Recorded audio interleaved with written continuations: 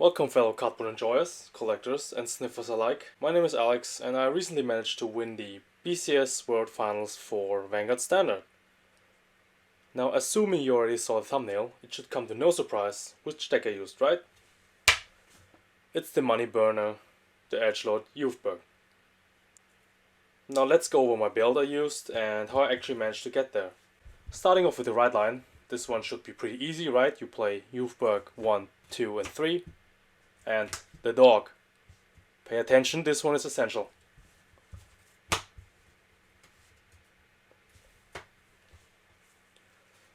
Now for the grade 3s, you basically run the standard package.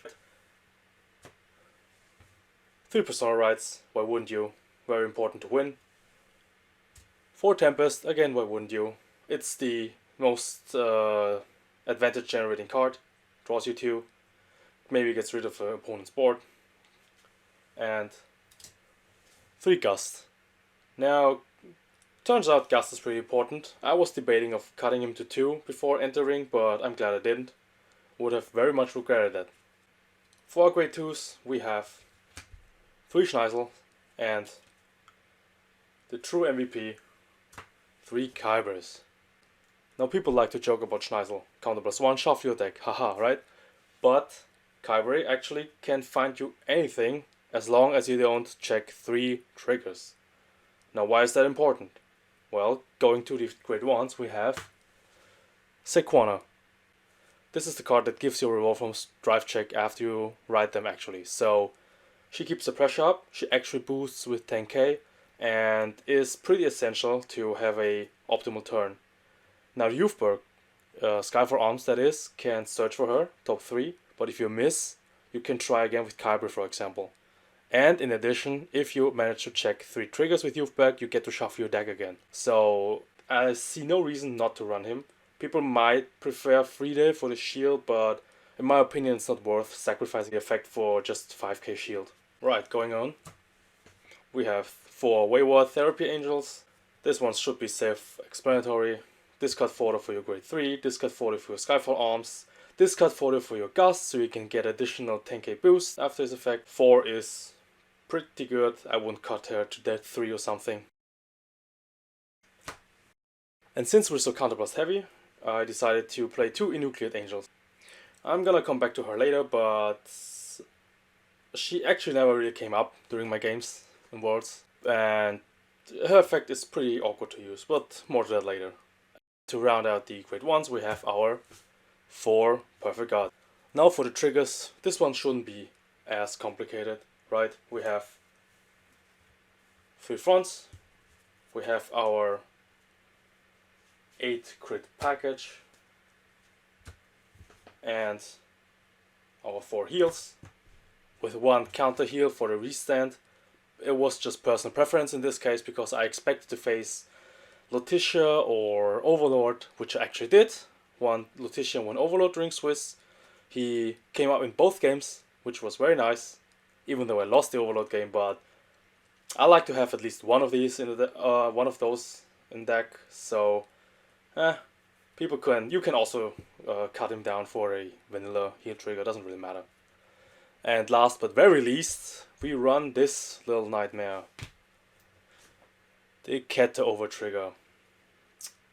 Yeah, he decked me out once, he decked my opponent out once in a mirror match, and frankly, if you don't see him early or mid game, he turns into a win condition for your opponent kinda, so not very impressed. Now, this list is something I threw together in the evening before Worlds, actually, because I was not expecting us to register the deck already the evening before. So I was standing in queue and debating if I should still bring Office, which was my first choice actually for the memes, but not actually, right? Because we had 2 other Offists who participated and both made it to tops. So who's laughing now? And this deck. In my opinion, I think Youthberk is still the most consistent deck, at least in the set 7 meta. Now, having said all that, what would I actually change about the deck, and especially going forward to the set 8 meta, including Chronojet?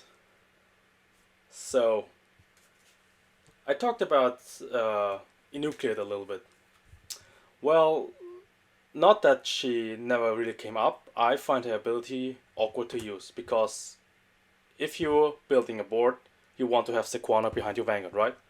So if you have Sequana behind your Vanguard, you have to have Enucleate in the back row of your rear guards or in the front row, God forbid. Which means if you want to use her effect to free up a counterblast for Tempest, you basically lose her as a body. Sure, your Vanguard gains 5k, but I rather have the 8k in the back row because boosting a 10k with her becomes 23k with Tempest's 5k. And because of that, I was always struggling to use her, since if I had a Wayward Angel in the bag, I would keep the Wayward Angel. Now there's the argument, because we have so many counterblasts in the deck, you have to run her. Well, not true in that sense, because you're not actually using every single counterblast ability in the game, right? At least from all your cards. So having games where you find one card of Kyber and one card of Schneisel, for example, and then use Tempest 2 times, or even, and then a Kyber again, coming up to 5 counterblasts, is pretty good already. On the average, you might also heal the damage, which gives you an additional counterblast to use later on if you take the damage. So this is not as much as an issue as I expected it to be. On the topic of damage denying, it's very easy, or it should be easy, to play around damage denying if you go first. Because if you go first and you know you want to Tempest first grade 3 turn, because why wouldn't you, right? You obviously will play around that and not use your counter blast as greedily. Except if you're maybe desperate and have to try to find Tempest. But in that case, you could still call your grade 2s in the back row in the grade 2 turn, right? Try to find the Tempest and prepare for that.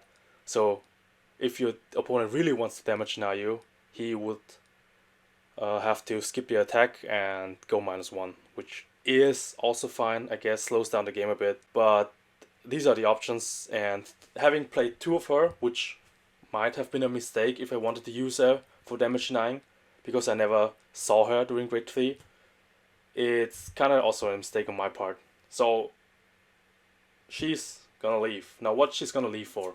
Well, first of all, if we take one away, we have this little grail.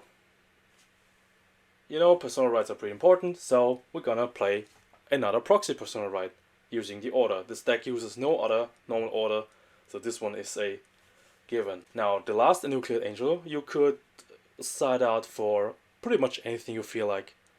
You could bump up your grade 2s, you could play Greedy, for example, because you stack up a lot of soul, and using her in the late game where you can basically stack your deck with Skyfall Arms skill, you might be able to guarantee a trigger, and if you even hit a front trigger, you gain massive power, so blasting 4 or even 6 cards, and this is pretty much a flexible slot, so fill it up with whatever you feel like. Personally, I would probably try Reedy for once, because having one doesn't hurt, not seeing her doesn't hurt.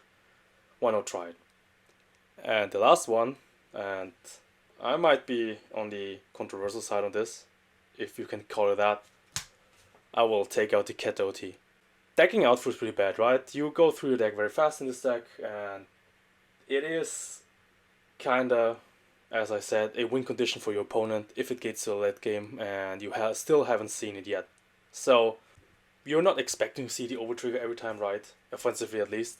So why not use this one and eliminate a lose condition, if you want to say it like that. So yeah, fuck the Cat OT. Putting this one in. So this is basically in my opinion, cookie cutter Youthberk build, right? Maybe except Kyber, but I don't think there's any doubt now that it should be a key part of the deck, at least for now. And judging from the participation, which was like 50% of players brought Youthberk, right? It should surprise nobody that it made tops and even won. During finals, my opponent office bricked heavily, sadly, which made the game kinda one-sided, even though I'm pretty sure a lot of people were rooting for the office. Everyone likes the underdog, right? Office is like my favorite deck, but what can you do? It comes down to consistency, and this is where Youthberk excels, because the deck has so many moving pieces, which find other pieces, of course, So bricking with Youthberk is pretty hard, and you have to be really unlucky for that. During my games I played, I only had one instance where I would say I kinda bricked, which was top 4 against Eva. I didn't see any Tempest, but us being lucky and unlucky at the same time, we already critted each other to 4 damage by turn 3. So from there it was just a race.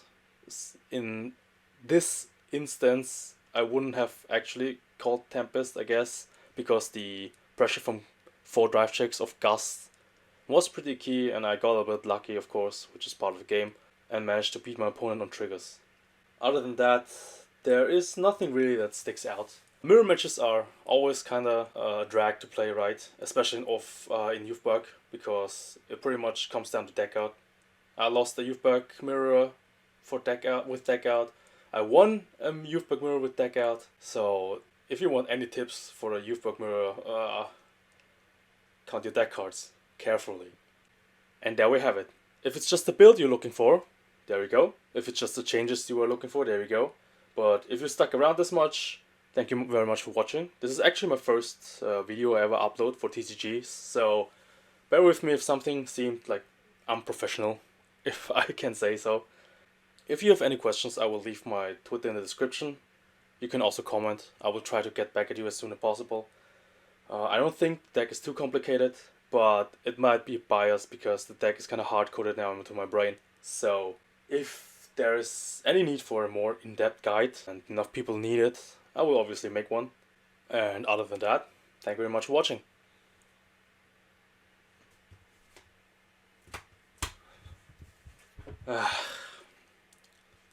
This is where you belong.